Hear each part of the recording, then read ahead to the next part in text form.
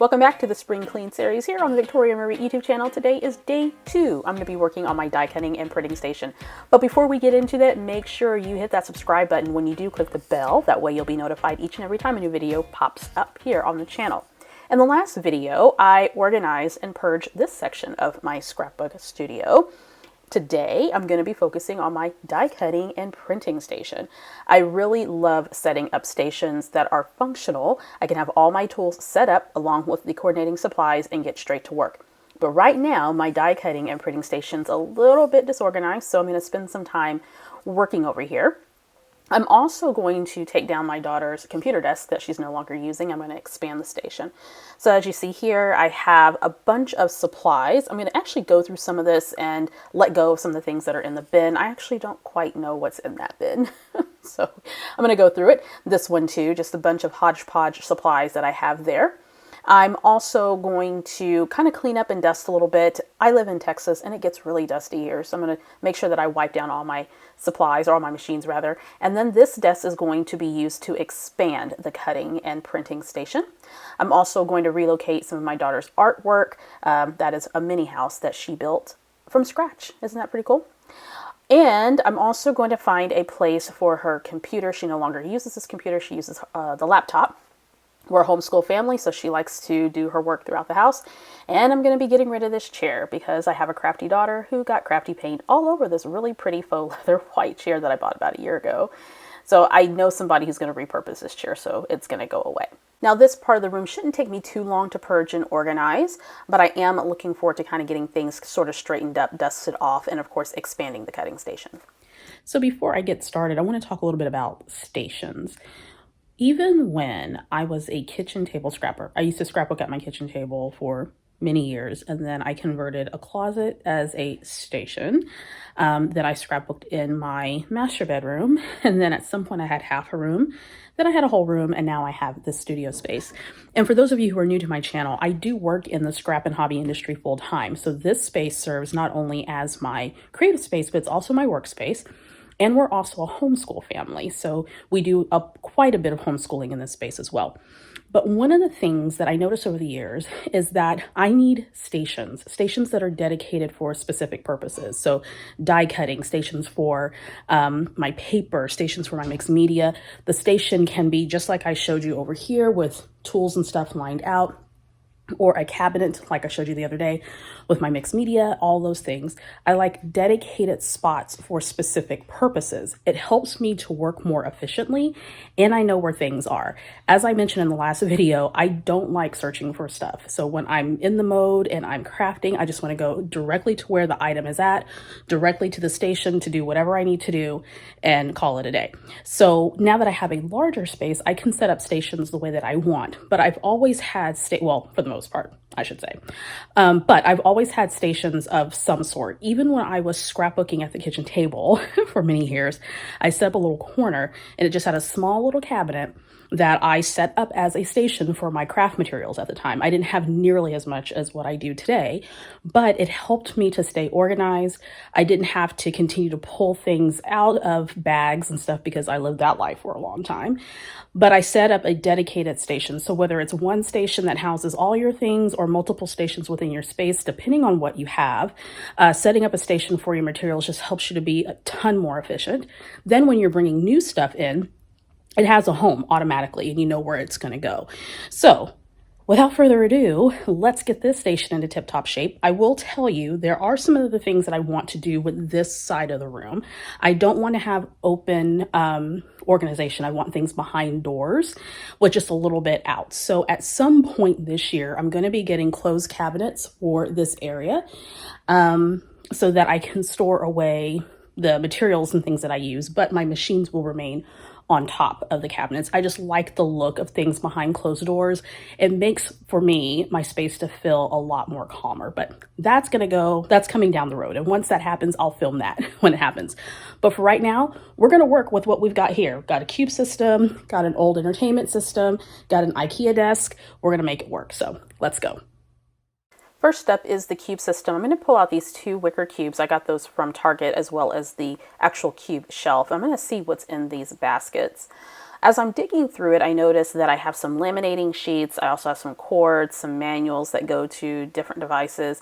But I also discovered that I have some storage containers in here that I had already organized some things in.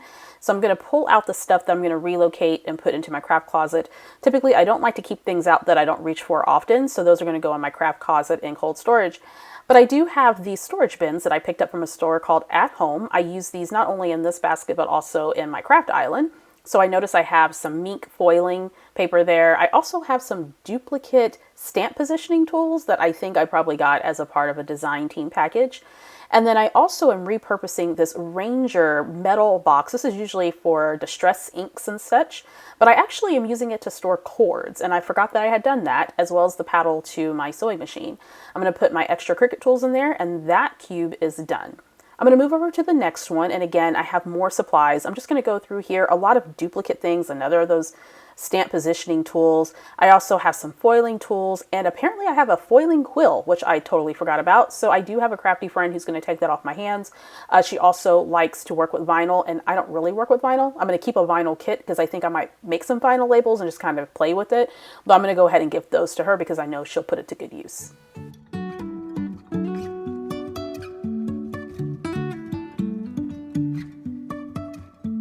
Life is a winding road, no telling where it goes. Driving through days and nights, won't stop for traffic lights. Next up, I'm going to go through my metal dies. Now, my dies and my embossing folders, I've already pretty much organized, but I'm going to go through one more sweep to see if there's anything that I don't want. The way that I like to store my dies, if they don't have a stamp with them, is I'll put them in these Avery L pockets, and I will snap them on to a magnetic sheet. I buy all these supplies on Amazon, and then I make the dividers just using some white cardstock, and I laminate them using laminating paper or laminating sheets and white cardstock. So I'm going to go through the dies. I'm going to pick out the ones that I know that I'm not going to use, and those are going to go off to a crafty friend. I really wanna know if I will ever figure out where the road goes. Next up, I have some duplicate tools here. So this is a small die cutting machine from We Are Memory Keepers. I have one from Sizzix, so I don't need two of these. As much as I love this machine, I just don't need two. And I also have two of the We Are Memory Keepers Revolution die cutting machines. I purchased one, and then I was given one from American Crafts when I was on the design team. So those are going to go away. And there's me lovingly hugging on my Sizzix die cutting machine. I do have other die cutting machine options, so I don't need to keep those duplicates. Now it's time to expand the die cutting and printing station. I'm going to go ahead and clear off this desk that my daughter was using as her computer desk. I'm going to go ahead and use that computer as mine on my desk, just kind of a secondary computer. I'm also clearing off just old homeschool projects as well as old Kiwi crates, things that she was super interested in but has lost interest as of late, like this cool little gadget here. All right, we'll just move on from there. Next, I'm going to pull the table out so I can unplug the computer. I'm just going to set that on my desk for now. I might use it as just another screen. And then I'm going to clean off the top of this table. Now I noticed that the top of the table is peeling. I don't plan on keeping this table in the long term. It actually probably needs to go. It's still functional, it just looks kind of weird. But I'm going to use it for my printers, and at some point it will be replaced. But right now I think it's a great solution as I'm expanding this particular station. I'm also using this as an opportunity to dust off my surfaces and my tools.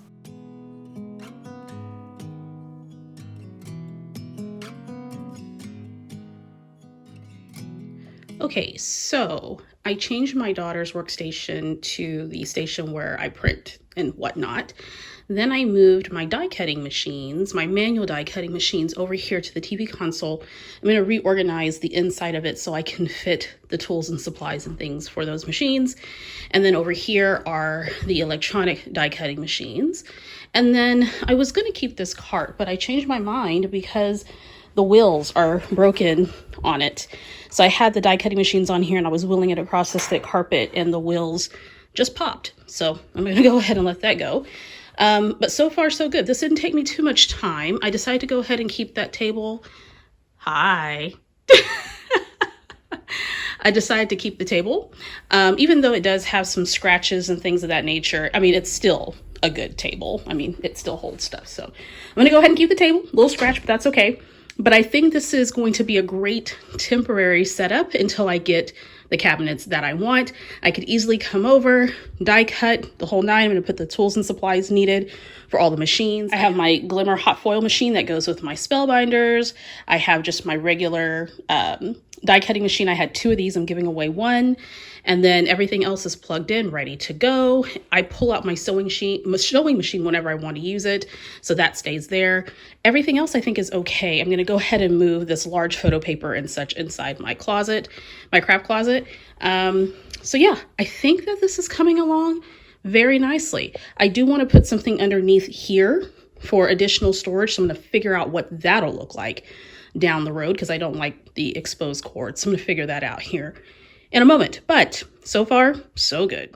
And lastly for this project, I'm going to dust off my cube station where my dies, embossing folders, sewing machine, all those things go.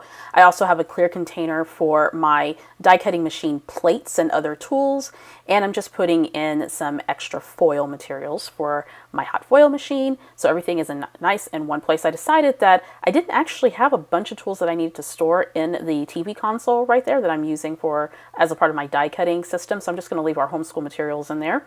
I'm going to dust off some more surfaces because good grief, it is dusty around here. And then I think I'll be done with this project.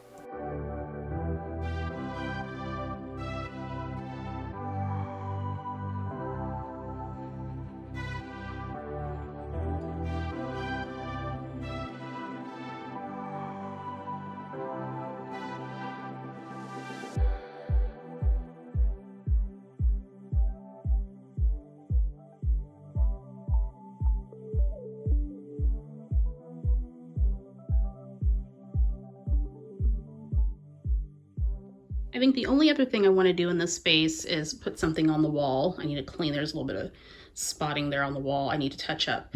But probably put some decorative something over here because it kind of looks a little bit bare. So I'll probably put some kind of little decorative little doodads or something over there. I don't know. But anyway, it's all set up, ready to go. So that'll do it for day 2. Stay tuned for day 3. I'm going to be moving on to the other side of my craft studio. I'm going to be working in my craft drawers. I'm also going to be reorganizing my punches and adhesives and a few other things. So stay tuned. If you have any questions, make sure you post them down in the comment section below. Don't forget to subscribe, click the bell so you'll be notified each and every time a new video pops up here on this channel. I'll see you in the next one.